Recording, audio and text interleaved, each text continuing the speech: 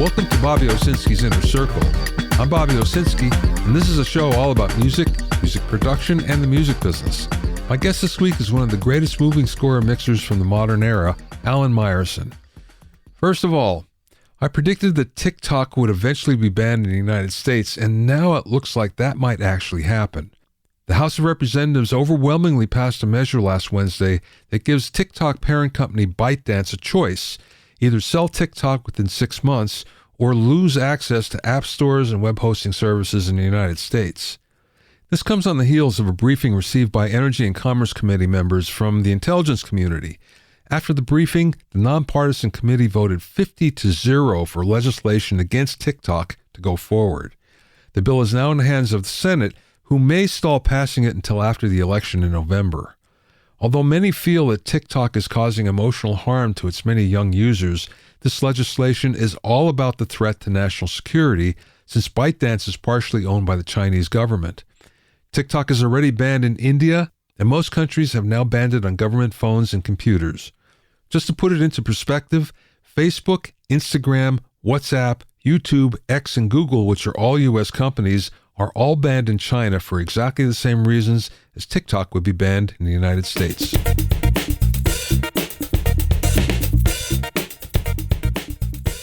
If you have any questions or comments, you can send them to questions@bobbyowsinski.com.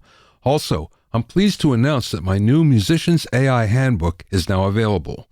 It's packed with information about how AI can help you with new song, lyric, mixing, and mastering ideas, as well as music marketing to help you get your music out to the audience that you deserve. To get your copy, go to bobbyowsinski.com/AI Handbook. That's bobbyowsinski.com/AI Handbook. You can also find it on Amazon and Apple Books.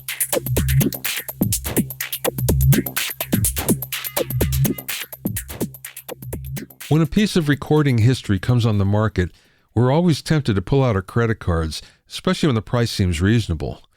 Most of the time, our better judgment kicks in, though, after we gauge the maintenance problems that comes along with the purchase, and cooler heads prevail. That said, sometimes it makes perfect sense to invest in a classic audio device, especially when it's a manufacturer that's doing the buying. Case in point, Universal Audio recently announced the acquisition of a Studio Electronics Corporation tube mixing console that was built especially for Caesar's Palace in Las Vegas in 1966 by original UA founder Bill Putnam Sr. Not only is this a piece of audio history, but it was famous for the fact that it helped mix Las Vegas legends like Frank Sinatra, Judy Garland, Diana Ross, George Burns, Tina Turner, and hundreds more. The console was purchased from Gear Marketplace Reverb and is unique in that it includes 38 UA 1008 tube preamp modules, 21 UA 508 EQ modules on each channel and the echo sends, 3 UA 550 filters, 3 UA 500 EQs, and 3 Langevin 252 graphic EQs, plus color-coded Langevin faders, blue, yellow, and green, in 3 banks of 6. This purchase makes sense for Universal Audio not only because the company's founder designed it, but it can now be used for research that may result in new products. Even if nothing ever comes of it, UA feels like the right fit for the Caesars console, almost like it's finally coming home.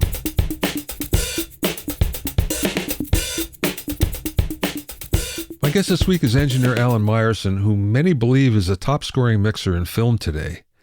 With more than 200 credits, Alan has worked with leading film score composers like James Newton Howard, John Powell, Harry Gregson-Williams, and Danny Elfman, and has a particularly long-standing working relationship with the great Hans Zimmer that continues to this day. Alan's credits as a scoring mixer includes blockbuster movies like Man of Steel, Iron Man, the Pirates of the Caribbean series, Sherlock Holmes: A Game of Shadows, Inception, The Dark Knight, Kung Fu Panda 1 and 2, Despicable Me 1 and 2, The Last Samurai, Gladiator, and Hannibal. In addition to this, he also has a number of music mixing credits that include Bryan Ferry, New Order, Etta James, and OMD.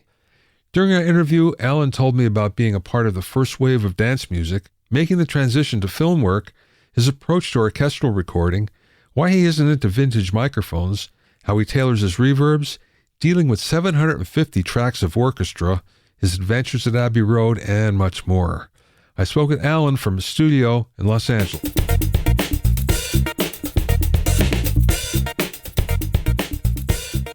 want to go back to the beginning of when you started, because I've read a little bit about this, and you have a very interesting history.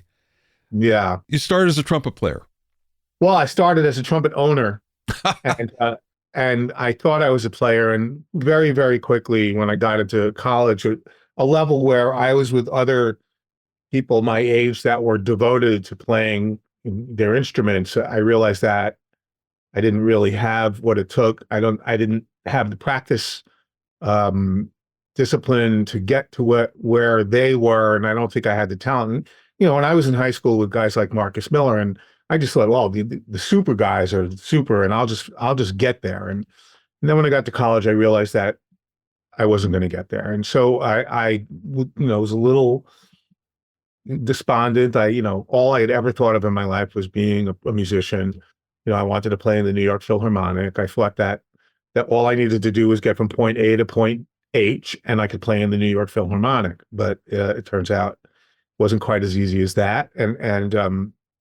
So I've told the story before, roaming around at Brooklyn College, sort of lost and not sure what I wanted to do. I heard music, and I went to the music and turned right, and there was a sound studio with this guy named Frank, and he was in there editing or something like that, and then there was this little tiny like ISO booth or control room with an unwired.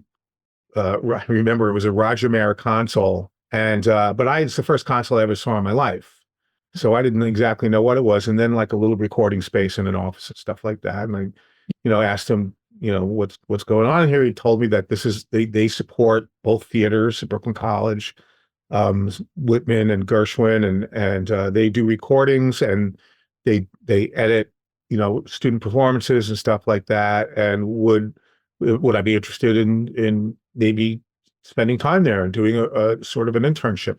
I don't think they even called it internships in those days, and I came in, and it was incredible because like immediately the first thing I learned how to do was solder, how to really neatly make a patch bay, and like how to, put stress relief on cables and dress them properly and make sure you don't have cold solder joints and things like this, all this basic stuff that no one knows anymore, but I learned how to do all that. And I also actually got pretty good at editing because, the stuff you were editing were student performances, and in a way they're a little bit harder to edit than professional stuff. And I learned how to scrub a piece of audio and find the spot and mark it. Or Frank, he didn't even bother marking it. He just put his thumbnail there and pulled it. But I actually didn't do that. And it was a great experience. And while I was there, we had this piano tuner who would come to Brooklyn College and tune the piano. They were beautiful theaters. I mean, we did a lot of first line kind of Brooklyn stuff where, like we had Dizzy Gillespie's 60th birthday there, and, the Joffrey would come and do performances there and stuff like that. So I got to, stagehand for all that stuff and get involved in just sort of, the backstage life, and I really liked it a lot. So I met this guy, Peter, and he was an old Irish piano tuner. And he told me that one of his clients, this guy named Jerry Ragavoy, who I later went on to find out was this Philadelphia songwriter who wrote Time Is on My Side and Cry Baby and Get It While You Can and all that stuff, was building a new studio. And he thinks that they might be looking for people. So I called him, and they offered me an interview at 1:00 a certain day. And I showed up at 10 for my 1:00 interview. And he said, "What, isn't your interview this afternoon?" I said, "Yeah, I think it's 1:00. He goes, "Okay, well, leave and come back at 1:00. So I roamed around Times Square for 3 hours. I wasn't going to go back to Brooklyn, which is where I was living. And I came back at 1, and he just immediately gave me the job because he figured if anyone was, that hungry to get the job, then he probably wanted it. And I was amazed that I was making $3.50 an hour. Great stuff. Yeah, yeah. And somehow or other I lived on that, with a bit of a drug problem too. So I'm not quite sure how I pulled that off. But starting in that world, commercial music learning from the ground up is incredible, because the great thing about that was every single day you did something from A to Z, from setting up mics to shipping deliverables. And so I had to learn how to, well, first I had to learn how to come in at 6 a.m. and make sure the bathroom was clean and get the coffee going and mop the floors a little bit and vacuum and then set up the session, and we had an engineer there named Gary Chester, who to this day, I worship him. I think that, he was just he was a wonderful guy. It was the late 70s. So when I say wonderful, everyone was a little crazy. So, he was just a good kind of crazy. And I really learned so much from him. It was incredible. And I saw he could do things so fast and make it sound so good. And especially would make clients very, very comfortable and happy. So that was one of his, great skills, his superpowers was everyone just felt so taken care of, and I learned, from my later career that that's such a huge part of this job is to make sure that people have total confidence in what's happening. And that really came in handy when I started working on major motion pictures and stuff like that. Even in the record business, although, when I was in, so not to go ahead too quickly, and not to linger either. So I got a job there. I was there for 2 years. I had this opportunity to go to Belgium to work as an engineer in this small little countryside would be the nicest way you could think of it. It was in the middle of nowhere, right near right near Waterloo. And I worked at the studio, but what was amazing was the reason they had reached out to me or come to me was we had a session.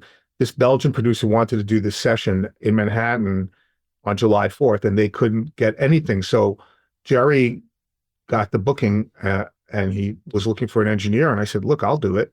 And he's like, "Yeah, why not? You do it." And it was, I had never done a session before. So none that anyone was paying for. I had my friends come in and recorded bands and stuff. So I did the session. It went well. And he liked me and asked me if I'd like to come live in Belgium for a while. And I, figured, well, I had to ask my parents. I was only 19. And I ended up going there and it was tough. I wasn't quite ready to be on my own. I wasn't emotionally sort of stable enough to do that. I sort of, when I was there, I sort of found my little American spots because I wasn't comfortable with the language and all that. And I took hostage of this woman, who had an apartment, and I stayed with her. I don't think she knew what hit her. She got rid of me as soon as she could. And I still remember her name, though. It was Ijon. So I did that. And I eventually sort of wore out my welcome a little bit. I don't think I was quite what they expected, and I ended up coming back and tried to go back to Counterpoint. And I came back for a while, and Jerry wasn't interested, and he fired me, but he helped me get a job in a voiceover studio. So I was doing voiceovers for a while. But the cool thing was, again, working with people, getting stuff done, starting in the morning, finishing at night, working on a Neve console, working on an MCI console. And I did that for a while until one of these independent engineers I'd worked with, this woman, Leanne Unger, who now teaches at Berkeley engineering, she asked me if I wanted to come freelance assist for her at RCA Studios in New York on 44th Street, which was this phenomenal studio. Wow. It had motorized ceiling, go up and down, and I did this Peter Criss record as an assistant engineer, and so on and so on. And I ended up at the Hit Factory, and I was there during the John Lennon era, and then I was hired away by Phil Ramone's old studio, A&R Recording, and because I had jingle skills, and I also was developing a decent reputation as a solid assistant and someone who could cover a session if necessary and stuff like that. So I went there, and unfortunately, that's when sort of my personal issues came to a head, and I, as many people did at that time, I struggled with cocaine abuse and sort of just like losing track of my life, and I got fired from that job. I figured that I was unemployable at that point, and one of the clients I worked with that came to A&R called me up like a day later, or at least in my memory, it's a day later, and said, "Listen, we did those sessions in there with this engineer, but I kind of saw who was doing the work, and would you like to mix some stuff for us?" So I got hired to mix this Cadillac campaign. and it's probably 1980, and $15 an hour. I mean, my God, Yeah, there you go. Big money. Yeah. $15 an hour. Are you kidding? And I did that, and it went well, and I built up a career doing jingles, and then one of the jingle clients also was working on records, so he brought me and had me engineer a session in the studio called Shakedown Sound, which was owned by this guy Arthur Baker, Mm-hmm. and I ended up working there. So I was the night guy, Andy Wallace was the day guy, and I was the night guy, and became sort of part of the first wave. I was doing records, dance records when dance records were just being invented and stuff like that. It was pretty crazy. It was a lot of fun. In that period of time, I got sober. So now I didn't have, I could like show up and be good all day. And that actually became a career advantage because there weren't that many sober Yeah, right. years. So I, having the ability to not, just be out of my mind would turned out to work to my advantage. And I worked with Arthur for a while, and I met the guy who owned Tommy Boy Records and his president, this woman Monica Lynch, and they got me this 12-inch remix for Bryan Ferry, and I did this mix, and he liked it and asked me to remix the album for the third time. This album had been mixed by two other people, and I mixed it, and that came out, and people liked it, and I started getting cred as a record mixer. So, I got to do New Order and I got to do Orchestral Maneuvers in the Dark. And at this point, I was working on both coasts, and I decided, well, if I'm going to work on both coasts, why don't I live near the beach and look at women in bikinis instead of, living above a pizza place. So I moved out to LA and pursued the record career that I wanted. I actually wanted to be a producer in the style of Phil Ramone or Alex Satkin or any of the guys that were engineer producers. But that era was kind of over. Became the time of writer producers that had a little setup in their house and a keyboard and could play a part and help them figure out their bridge and stuff. And I didn't have any of those skills. So I got because of that, I got thrown into hip hop, mixing hip hop stuff. And it wasn't my world, and I was very uncomfortable. And I didn't feel like I was as good as, I was having to compare myself to the Lord Alges and Clear Mountain and Brower and all that. And I just didn't feel like I was to their level, even though I was getting work pretty much at that level. And my interest waned. And as it happens, when you're no longer interested, people stop coming. So I took a break. I was doing some career deciding, and I was going to maybe leave the business and go to chiropractic college. And through another long, uninteresting story, I met the people that ran Hans' studio. And I ended up getting invited to visit, and I covered a session, which went well. And then they asked me to do a session with Hans, and I did this percussion session with Hans right at the end of Lion King. I had already worked for them. I just had never met Hans. I was helping out with the foreign language versions of the original Lion King. And that was going great. They were loving my mixes and all that stuff. And so I got thrown into a percussion session for this movie, Renaissance Man, with Hans and Penny Marshall, the great director, the great Brooklynite. Being from Brooklyn, she immediately felt me, and musically, I was in my wheelhouse. I sort of, I grew up a classical musician. So, I was never that comfortable with lead vocal, bass, drums, and guitar. It wasn't my language. But all of a sudden, I'm working on orchestral music. I'm working on hybrid orchestral music. So now all my dance record skills are being taken into account. So I'm starting to be able to, have these multiple skill sets that are, happen to find a person like Hans Zimmer who really appreciated all that stuff. So he asked me to do that entire album and that movie, Renaissance Man. And that was 3 months, and that 3 months has now lasted 30 years. And Hans has moved to London. I don't do every project with him anymore. I still have a great relationship with him. I did 3 projects with him last year, so I guess I don't know what I'm talking. I did Dune, I did The Creator, and I did Big SpongeBob. And but I built up a clientele and I built up my own sort of business. And now I have a studio there at Remote Control Productions.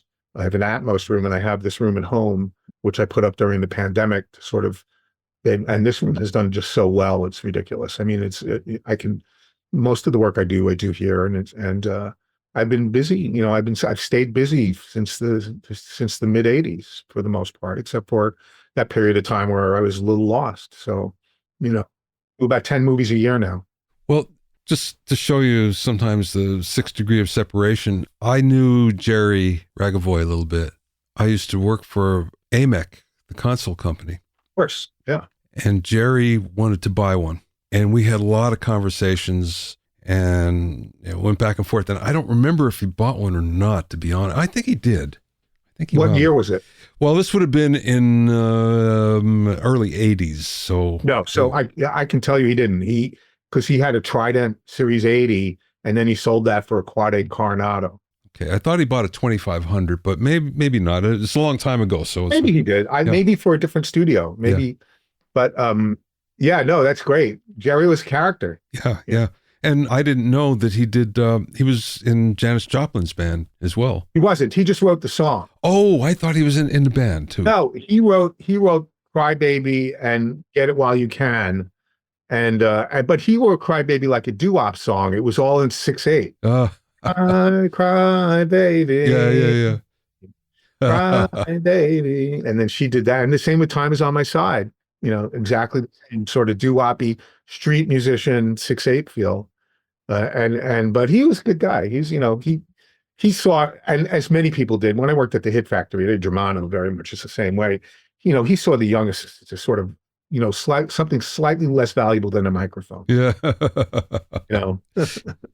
Yeah, I get it. That was the day. So yeah. Those were the days. But when I look at, people coming up today, and I see what their path is and how hard it is for them to understand what the experience of, working with people and putting up I was working with the best musicians in the world when I was 19 because we were doing jingles. They didn't mess around. You'd have Steve Gadd on drums. You'd have Will Lee on bass. You'd have the Blood, Sweat and Tears horn section. You'd have this guy, Harry Lukovsky, who played with Sinatra. It was the best of the best of the best because there was no time for them to hire not the best. So that was, Michael Brecker became one of my dearest friends because he really helped my road to sobriety. Because he had, he also got sober about the same time, and just to go out in the room and the people know your name and everything like that, it was just fantastic. I didn't do many of those kind of sessions, many jingles, but they were exhilarating. The ones that I did do because it was so fast and you had to get it right. And it had to be it has to be perfect. Yeah. I mean, they did not suck. I mean, they weren't second-rate music. That were top-rate music done for a specific purpose. And the timings had to be perfect. All the tempos had to be worked out because you had to hit certain moments. And this would be long before a computer. They had this thing called the click book. Yes, I remember. Or you know this, but to your audience, there was this thing called the click book. It was about twice the thickness of your Bible, if you're so inclined. And in there is every tempo and every division of every time signature that will hit every hit. And you had to go in there with like a slide rule and figure out what tempo you could do this to there, and then this to there, and this to there. And they did it. I mean, it was just incredible. The talented, I mean, people like Joey Levine, who was also, he had a band called 1910 Fruit Gum Company. Yeah. These guys did, like Tom Dawes wrote, "We're American Airlines doing what we do best," and all these things. It was just a lot of fun. It was a lot of work, but I didn't really notice the work. I mean, I was young enough and I had no life. I mean, that was it. I mean, who would have a life when you could do all that? And, it wasn't like I had a car and I was living out in Burbank. Everything, I was taking a train everywhere, and Midtown in the 70s, leaving work at 3 a.m, going to the D train, the RR to the D. You're lucky you made it home sometimes. Right. It was not the Times Square that you see today. Yeah, right. The 42nd Street did not have the Lion King playing on it. It might have had something else with the word the lion in it. Right. Or the word king, but not Lion King. Okay, let's jump up to, you started to do movies. You have a lot of music experience at this point. So what were the adjustments that you had to make? Well, I mean, first of all, that the most important adjustment was the music was not an end to itself. It was the means to an end of a larger piece of creative work. So your job not only was to make the music sound great, but to make sure that it's not, and I don't mean arrangement wise because that's the composer, but make sure that your mix doesn't get in the way of dialogue. And it, you have to really be aware of where your low end is because you're going to have sound effects with massive low end. And so that kind of thing. And then the scale, now I went from, when I was in New York doing jingles, you'd have 18 string players, 8 brass players, 6 singers. Now I have 70 string players, 16 brass players, 12 woodwinds, I'm doing 100-piece sessions all the time. Now film work, most of the time we split it up, but sometimes we don't, like when I work with James Newton Howard, we record everyone together. And believe it or not, I just did a video game, this Jedi Survivor, where we recorded everything together at Abbey Road, all in the room at the same time. And with no pre-record, Wow. it was just a performance. So you have to learn how to scale up. And I found that to be actually in a strange way easier than it is to work, in a more record-oriented thing for me because you weren't dealing with personalities in the same way. You were part of this machine, and if you do your job right with humor and with care and make sure that everyone is taken care of and everyone feels loved and taken care of, then you could thrive. There was less bullshit, honestly. And I'm not saying there's no bullshit. There's tons of bullshit, but it's a different kind of bullshit. When you work, people paid you. Yeah. In the record business, you never knew if you were going to get paid. Yeah, right. Or how long it will take. I did this record once where I finished the record. I got a call from the A&R person saying, we love your mixes. We really think they're great. Unfortunately, we're not going to release the album and we're not going to pay you. And you can sue us if you want, but if you sue us, then you'll never work with anyone from our company again or anyone that knows anyone from our company again. So it's up to you. And we're sorry. We know this sucks, but that's just the way it is. Yeah. What do you do about that? You never get that, in the film world. So those are differences. And the instrumental world is so different, in terms of colors and the textures. Record business, there are you have to go by certain rules. You have to, depending on what's popular at the time, the beat had to have a certain quality to it. The singer had to have a certain delay on it. The background vocals had to have a certain, and that doesn't really, or it didn't in those days exist in film. It actually got more like that later on when people like Hans started writing music that was so iconic. And John Williams, yes, but you couldn't easily do John Williams.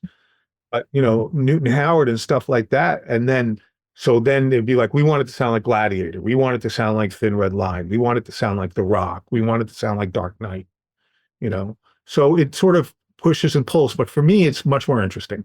Did you were you mixing soundtracks before you recorded them? Well, good question. I think I probably mixed Speed and Renaissance Man and someone else recorded it. And then after that, I started recording it. But I think the first one I recorded from the beginning to the end and mixed was The Rock. It all because blurry. Sure. But here we go, because recording an orchestra is so different than recording pop music or hip hop or anything like that you were doing. Even doing jingles, it's way different. So how did you deal with that then, like the first time going in? I went to a couple of sessions for, Sean Murphy was gracious enough to let me sit in on a session. Dennis Sands was gracious enough to let me sit in on a session. When I had to do my first session, I had good mic technique from, my drum sounds were good. I was a good engineer. Mm-hmm.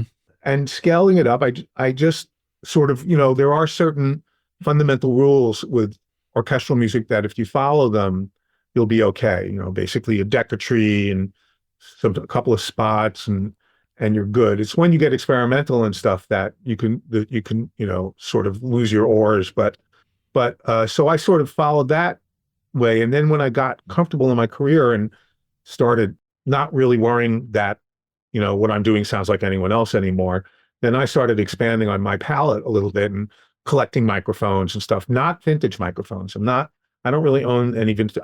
Used to own vintage microphones. I sold them all because the reliability factor is just too, and there's too many good versions of vintage microphones now that can get you through. So I started really getting into developing my own sound, and I'm still working on that. I mean, I did something new on this movie I'm doing now, Despicable Me 4, on the brass that I think everyone was like, Jesus, and then you think, oh my God, why haven't I been doing this for the last 20 years? And it's something simple that I've done before, but for some reason now I got it a little bit more tweaked or balanced in the right way. And I just was able to really increase the power of this brass section. Yeah, big brass section, but just by adding a pair of Bloomline, but not everyone, nowadays, most people, when they use Bloomline, they're grabbing a ribbon mic that's a built stereo mic and they put it up. But I bought 3 of the Neumann 47Vs that they came out with last year. And I used those to do my Bloomline and instead of putting the brass behind the trombones, which is pretty much the standard, and then the French horns on the other side, I put the trumpets the trumpets behind the trombones. I put the trumpets in the center. Now, I've done that a million times in the past, but for some reason, this time, whatever mics I was using, it all just worked out. And my client was sort of like, is this real? Is this, why does this sound so good? Well, it's a good studio with good microphones and great players and really, really well-written music. It should sound good. So you're still using a Decatree. Are you using M50s on them? I am using M50s. I have 350s, but when I'm at Abbey Road, I use M50s. I'm very, very happy with my 350s. I've compared them to M50s, and I really, if I'm not told which one is which, I have a 50-50 shot of picking my Fleas or Neumann M50s. It's not like one of them comes out with a water stamp, Neumann, this is real, and the other one comes out and says imitation. It doesn't. They're very, very good. And I know the Wonders are also very good. There are 50s, small capsule, Perspex, severe mounted microphones out there. Yeah, there's a lot of really good clones these days that are every bit as good as the vintage ones. Right. I mean, I'm a big Flea supporter. I have like 14 of their mics. I have 3 of their 47s. I have 2 of their C12s. I have a couple of 49. I'm a big 49 guy. So I bought the 349Vs. I have 4 M149s. I have 2 original M49s. And then I have 3 of the Flea 49s also. So, if you look at the low side of my orchestral recordings, brass or strings, you're going to see a lot of 49s there. You are a collector. I'm not a collector. I'm a user. I'm a collector that only collects things that I can use. Yeah, yeah. The only mic I have that I don't use is this beautiful Royer that is in gunmetal that was given to me as a gift by Royer on the 25th anniversary of this mic, because I was one of the first people to put that mic up and got noticed because I used them as my string mics on Thin Red Line. And he said I sold a lot of mics for them. So Royers are I'm very good friends with them. They support me, and I beta test for them. I actually bought their prototypes for the tube mics. The ones I have were 4 of the 7 original prototypes that they're slightly different than the ones that are now available to be purchased. And they're not really that good on guitars, but they are amazing on woodwinds and on trumpets and stuff like that. Let's come back for a second to mixing. So it seems to me that you're very particular about reverb and how you use it. Right. Is this something you developed, or is this something that you always did? Honestly, it was something I got wrong before I got right. And I always go back, it's funny, I don't remember all the good stuff I did, but I do remember a lot of the bad stuff I did. And I remember doing this mix 37 years ago. And I thought it sounded great. And then someone listened to it, goes, it sounds like it's underwater. And I realized that I spent so much time focusing on the reverbs that everything had reverb on it. It was just, and so because of that, I went, okay, I can't do that. And I got much more particular about the way I use reverb, especially in film music, but even in records, when I did an album for Moby a couple of years ago, and, I had to get very, very crafty about how to use reverb. But yeah, I spend quite a bit of time tailoring the reverb, making sure that the clarity stays. And, most of the time I want the reverb to be felt but not heard, but every now and then I want the reverb to be heard, So I have, like, on my orchestra, I have 3 or 4 different reverbs. And what I do is I put them in Pro Tools. It's all one send from my from my whatever the orchestra is, and it goes to 3 different auxes with 3 different reverbs, so I can automate them. So I can have a long, a medium, or a short and a medium, and an effect one, say. So, if there's short strings playing busy stuff, the long reverb is going to get very blurry. I can automate down that and get creative with it. And that's part of my basic setup. Is in my layouts is, when I do, like, this movie I'm now doing, Despicable Me, we have, I think we have like 20 passes of orchestral elements. We have like 12 possible passes of strings and woodwinds, 6 possible passes of brass, and then all the percussion. So each one of those will be a layout, and on it will be all the things in that layout. My master fader, all the rooms on a master, all the spot mics on a master, and then 3 reverb sends that I can automate and stuff like that. And it becomes very, very fast. I don't really think about the technology when I'm mixing that much. I just make sure it gets set up and gets set up solidly. And so I get very detailed about reverbs. I get very detailed about delays. I do all that. But when I was trying to be a record producer, I was pretty detailed about reverbs and delays too. And I was pretty avant-garde, and I think that hurt my career more than helping it. Really? I was really trying to create a sound. Yeah. And I don't think my sound got, purchased.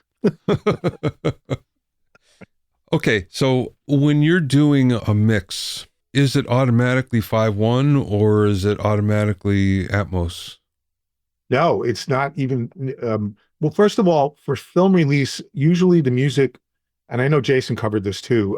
Usually the music person is asked not to deliver Atmos, so we deliver either 5.1 or 7.1, and then they, on the dub stage, they can create the Atmos from that. The reason being is, if we deliver Atmos, then we have to deliver an ADM file, and then they have to tie up their objects and stuff like that. And also, they can't make any. And if not, I bake it into a print, and then they can't control or change. And then once you put final dialogue and sound effects in there, it's different. So I don't very often, unless specifically asked to do an Atmos film music mix, I don't. But I do Atmos soundtrack albums and do that. But for the most part, we deliver 7.1 nowadays. I still get asked for 5.1 sometimes. Believe it or not, I have clients that work in quad, and they only want me to send quad stems, and which makes sense, because if it's all pre-recorded material, there isn't really need to use the center channel. Yeah, right. Here's the center channel for dialogue and stuff like that. And every now and then you get someone that wants it to be stereo. Well, okay, when you do that, is that less fun for you? Oh, it's all a challenge. I look at it all as, I come in, it's like, okay, today I get to mix in stereo, or yes, today I get to mix Atmos and stuff. I just sort of embrace whatever it is. What I don't like is, what gets frustrating is when they're not getting what they want and they don't know how to get me there, and I think that's every engineer's sort of curse. Yeah. I can remember the engineers, the generation before us, the Bruce Deans and Al Schmidt and Ken Scott, and they would all say about mono mixes, about how that was more fun. And it was so much more difficult because when you got it to sound great in mono, then it would sound great in stereo without having to work too hard. So that doesn't work that well in film because of the way that low end is used in film music. But I when I'm doing a record, I still check it in mono. I have a set of oratones over there. I actually do my vocal balances on those, and I make sure my rhythm section sounds good in mono and everything like that for the most part. If it's not a densely, it's hard with dense records. It's really hard to really get it that perfect down in mono. If you have multiple point sources for your microphones and stuff, it's challenging. Stereo is much, much easier. And then obviously, as you expand out into immersive, and you're not limited by, like your hands on a steering wheel at 10 and 2, but now you could have 9 and 3, or everything, somewhat around, although you don't really want to put material in the back. That's primary material for most scores. It I find that I need less compression when I work in the wider my soundscape is, the less compression I need, the less EQ I need, the less sort of boost EQ I need. It doesn't really change my cutting EQs, but my boosting EQs, it changes.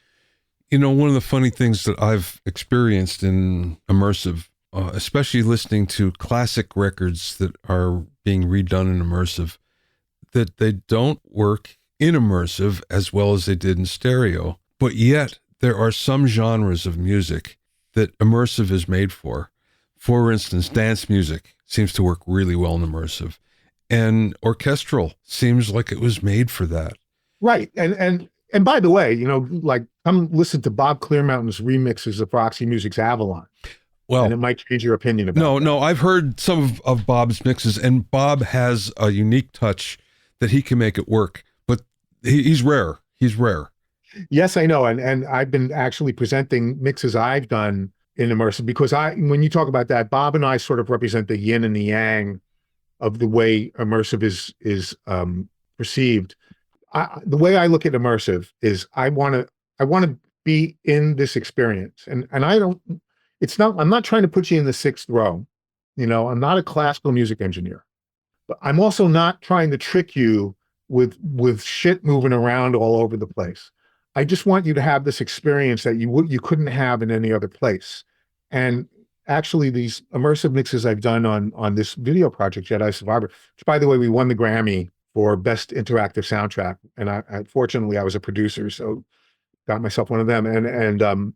But the immersive mixes, it's funny, for the game, we couldn't mix in Atmos because they didn't have enough of data stream to be able to handle the extra 4 channels. Oh, yeah. We delivered in 7.1, and that became the standard for the game. So this was the first time I was able, doing an immersive version of it as an OST, was the first time I was ever able to play with it. And it's fantastic. Because so I learned really how to mix. I mean, I mixed some Atmos, like I did Lion King in Atmos, the later one, the one that happened a few years ago. And I did this Ang Lee movie in Atmos and a couple of others. But the place I really learned how to find my way was when I started doing movies. I have this friend, Ron Bartlett. He's a phenomenal re-recording mixer. I've done Dune with him. I've done 50 movies with him. We just did Marley and all that. In my opinion, he's one of the 5 top guys in that world. And they have an immersive setup that they use on a dub stage that's realized slightly differently. And for me, with orchestral music or for film score of any variety, not even orchestral, it could be sort of synth-driven stuff too. It works really, really great. So I started it. I actually begged him to lend me his template, and I sort of built a template off of his template and found myself an environment that actually works really well for me. And it's basically, I'm not looking at a bed and objects as much as I'm looking at 3 steps. So the first step is made by the bed and a 0.2. And then the next step is using objects. You raise it up and then a tiny bit back. And then the next step, you raise it up more and a tiny bit back, and so on and so forth. And by doing that, you can get subtle differences in height that, like, for example, on Lion King, I wanted, because the low woodwinds represented Scar, the baddie, right? Yeah. So, and so I wanted that to be a little scary and like there was a big shadow behind him. So I had them raised up above the orchestra a little bit. Yes, we're still here, but we're sitting. It's like a Wagner, performance where they have French horns sitting up 6 feet, or in the, choir, or in the, side, you know what I mean? Yeah. Right. And so you can get into sort of that kind of staging, and as long as you don't overdo it, I have this thing I call, all the people I've taught will tell you certain things that, what are the Meyerson rules? The 20% rule, is you do something that you think sounds amazing and then you back it off 20%. Because we always, or at least I always, go too far. And that goes back to mixing that sounds like it's underwater. It's like everything, if you soloed any one thing I did, it sounded amazing, right? But then you put it all together and it's just like, whoa. So I learned that to be very specific, very careful with my reverbs, very careful with my pannings and positionings, really thinking through what's on this side, what's on that side, where's the energy. It's a very visceral thing for me, mixing. But there's so much of mixing that's sort of like that, where just about the time you begin to hear it, that's enough. And it's hard to learn. And sometimes just by the time you begin to hear it, it's too much. Yeah, that's true. Yeah. There are certain things that are not meant to be heard, but they're meant to do a job. Yeah. Yeah. Some certain times you get a pulsy thing, like a pulsy synth, and all it's there to do is to drive, just to sort of push the bus along. They're like the wheels on a tank, just sort of I like that. I like that analogy. So yes. And then sometimes it's the opposite. Sometimes what you think is loud enough isn't loud enough. And look at any lead vocal on any record mix since 2010. Yeah, right. They're screaming loud. Yeah. You mentioned synths before. It seems like you're dealing, except for synthesizers, like you're dealing with mostly real instruments, acoustic instruments. No, not necessarily. I mean, yes, but they are put into a world where it's heavily combined. Hans is a big zebra lover. And so there's tons of zebra sounds in his stuff. And, my version of a perfect low end for a film is a combination of orchestral low end and some sort of synth driven low end. I'm not afraid to process stuff. I am not afraid to take a live performance and make it sound like something else entirely. I'm into that, but a lot of times, like the project I'm about to start mixing on Monday, I can tell you because of my experience with this composer, my synth master is going to be 400 plus tracks before I add my first orchestra pass. And then I'm going to have 750 tracks of orchestra. But I don't think of it like that. It's all about pre-mixing and macro managing and then micromanaging.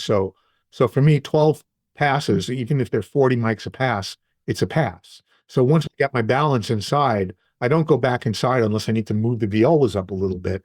And I just treat the whole thing as a single sound. So I just simplify. And just some tech for a second. So, okay, if you have that many tracks, are you running off of one computer? I am now. And what are you running off of? I'm running off of one of the new Mac Studios with running Pro Tools Ultimate and it gives me 2,000 tracks at 48K. So I'm even printing into the same computer. There's sometimes I don't print all the time. I do some offline printing when I'm not using any outboard reverb or anything like that. But a lot of times I'll commit files, but sometimes I print. When it's something that is really not dense and I have the space and it's really musical, I prefer to print because reverbs will render differently when you do them offline. And I need to hear exactly what I'm delivering. I have this real need for that. Now, there are times I can't, where it's just too big, but so then I don't, but I do when I can. Okay. Are you using much outboard gear? I'm not really using any anymore. I have 10 Bricastis. So I like Bricastis and I use the Bricastis as one of my main orchestral percussion reverbs. But even that I'm moving away from a little bit at the moment, just to have the portability and be able to open it up in other places. And then in terms of the only other place I really use outboard gear is on my analog soundtrack chain. I have a Manley Varimu and Ear 825 and a Smart C1, and that's it. And other than that, I own a lot of outboard gear. I'm not selling it. I love it. I have a lot of massive passives. My massive passives were EQ'd the orchestra on Gladiator. Why would I sell them? I still have the Gladiator speakers in the closet. Well, hey, if you have room, why not?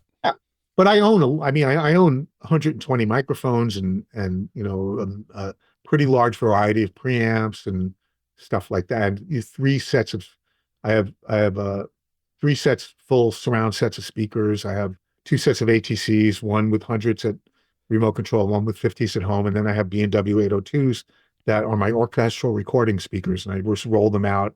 They have an amp built into the road case, and they plug and play. So I bring them to all my stages with me. So that's where my money gets spent. When you're recording, what preamps are you using out of curiosity? For the meat and potato stuff, I'm using Grace's. And for the very, very simple reason that I have a remote control with me in the control room and I leave them out there and everything, I can have 64 of them in a box right in front of me. So I own 40. And then like at Warner Brothers, they own 16. So we have 56 there. And I tend to use those a lot. For my main mics right now, I'm using this Forcell preamp, Fred Forcell, Yeah. which is sort of a JFET preamp that I actually had the prototypes for years, and one of them died. And I said to him, "Can you fix it?" He goes, "I can, but would you maybe like take a leap of faith and say that maybe in the last 20 years I've improved?" He says, "Let me send you my new preamps. If you don't like them, send them back. If you like them, send me the old ones back, and I'll charge you a little bit of money." So I did, and I kept them. They're great. And then I have a rack of Neves 1066s, and I have 8 channels of the Manley Force preamps. Then I have some of the AEA ribbon mic preamps that I put right next to them. And when I use like a passive ribbon mic, like a 4038, a Coles 4038, I just put the preamp right next to it. So, and then I have others too. I just can't remember Yeah, right well, now. I'm just curious because, that can be contentious. People get in their camps, what they like and they insist on using all the time. But it sounds like you'll use whatever works. And on this project, I used the console a lot because there was a lot of stuff that was going to move around. And, the main V series preamps on the later boards, they sound pretty good, and I did a drum kit through it. It sounded great, and with percussion, I like to use them because I like being able to control the output level because sometimes if they're playing a shaker, then I want to crank it up a little bit. If they're playing a taiko, then I want to crank it down a little bit. And it's nice to have that right in front of you, old school, like we did when we were kids. Yeah, right, right. Okay, what do you think is changing in the business, in your business, and are there particular trends that you're seeing? Well, yeah, I mean, this trend for everything getting more powerful and smaller, and then through that, the quality of the plugins are getting astronomically better than they were, to the point where, there's stuff I can imagine and do with plugins that I could never do with an analog gear. I stopped thinking of it as a replacement and just started getting creative with it. I think things are getting fast. I think that AI is going to be a part of this conversation pretty soon. Like you and I will be having this conversation in 3 years, talking about, track splitting and stuff like that. So I think that the computational power increasing at the scale that it is changing the business. I wrote a book on AI for music production. I know you did. And the interesting part was I went through about 200 different AI platforms and plugins and whatever. It was really difficult, to be honest with you, to go through that many and just, figure out the differences. I actually listened to one of your podcasts today about AI with the Moises AI. Oh, yeah, right. But what was interesting is there's AI for audio, but it's really limited because there's only a few companies that do it. It's Isotope, it's Sonable, it's Focusrite. Well, yes, but you got to look away from that and go look at Peter Jackson and what he's doing, what he did with the Beatles Yeah. stuff. And that technology is going to find its way into, again, right now he needs the biggest computers in the world to do that, but pretty soon you'll be able to do it on your Apple Watch, so as all of that stuff trickles down into the, daily usage for music people or video people or stuff like that, we'll start seeing the fruits of that. Unfortunately, we'll also, I think long before we see the fruits, we're going to see the other side of the poison. But this is a political conversation. That's coming, right. But, we already do have great separation technology. And noise reduction technology has gotten so good. We have okay separation technology. We don't have great separation technology. Well, it's not Peter Jackson level. Yes, I agree. But I mean, if I put an orchestra into a Melodyne and I want to change the viola note a single step down inside of an environment where it's recorded in a large space, that's when it starts showing you its dirty underwear. Yeah, all right. Okay. I'm with you there. Right. So, that Peter Jackson, Bob played me, he remixed the band's music from Big Pink. Mm-hmm. And Peter and him are good friends. And Peter said, why don't you because he had a 4-track, so he had mono drums, bass and guitar and this. And Peter split it out for him and he couldn't believe it's so good. But it's hard. It's expensive. It's, very, very time consuming. You have to, build yourself a model that is huge and, Yeah. it's massively data intensive. I was invited to EMI for a playback session of the Atmos version of Revolver, Beatles' Revolver. It was narrated by Giles Martin. Giles. He's a good friend of mine. Well, Giles went through everything and that he was doing, but the one thing that really impressed me was there was, after one of the tracks, he said, yeah, so it was 2 guitars, bass, and drums on one track. And we were able to not only separate those all out, but also separate the kick and the snare out. Right. And then he played them.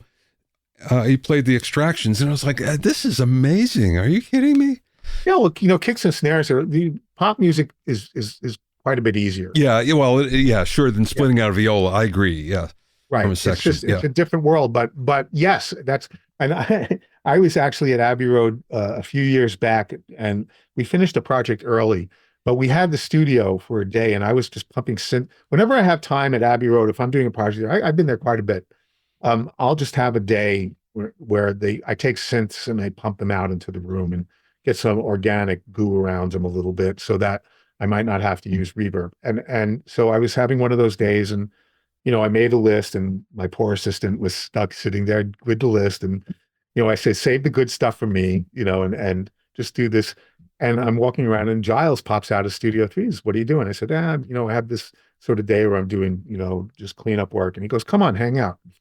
And I come into Studio 3, and him and Sam are remixing While My Guitar Gently Weeps. Yeah. And with the Clapton guitar solo track on its own. And I mean, wow, what a way to make a living. Yeah. Yeah. Right. And they pay him to do that. Yes, no kidding. I can see why, though. He's so personable, and he's lovely. Yeah, he's a great guy. Yeah. As they would say in England, he has quite a bawdy sense of humor. I have a picture over there of his dad standing above me with me on my knees playing back a boys choir recording we did for the movie Prince of Egypt. And then next is a picture of me and him in Studio 3 at Abbey Road. So if this was a video podcast, I'd show it to you. But yeah. Okay. Well, knowing that it's there is enough at this point. Okay, Alan, last question. And thanks so much for your time. I do appreciate it. I know you're a busy guy. I appreciate you. And I actually bought your book for my assistant because I'm like, you haven't had the opportunity to live this life, but here's the information. And it helped him out. I mean, he's just starting. It helped him out so much about where to place his speakers and how to think of his room and, stuff like that. So I appreciate you quite a bit. Well, thank you. And it's always nice to hear things like that. That's for sure. Okay. What's the best piece of advice that maybe somebody imparted to you, or maybe you learned along the way? In terms of, that's a hard question. Let me answer it. Let me answer it twice. Okay. Yeah. In terms of the technical world, is do more with less. You want it to sound good.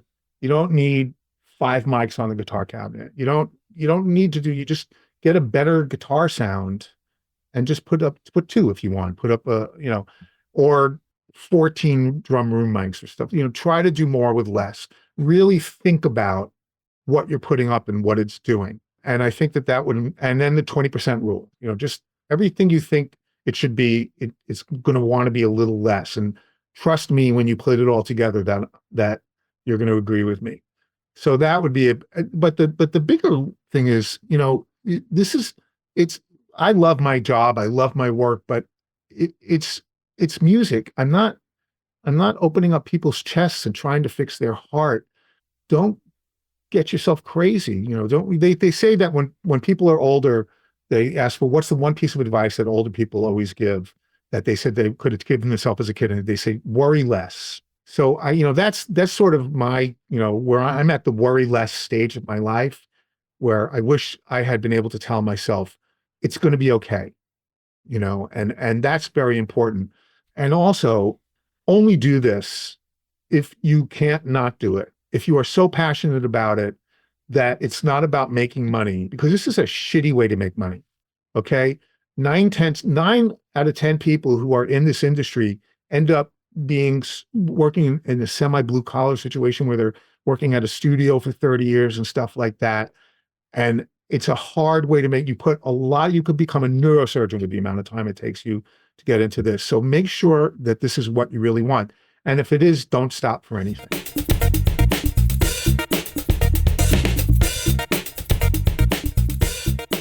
Thanks for listening and being in my inner circle.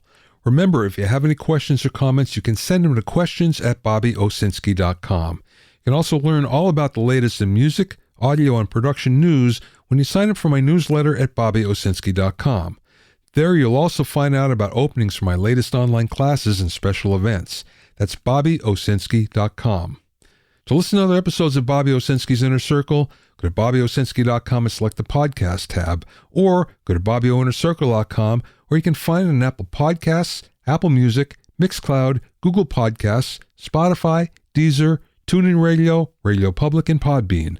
At bobbyowsinski.com and bobbyowinnercircle.com, you'll also find a sign-up form for my newsletter and for alerts for new podcasts.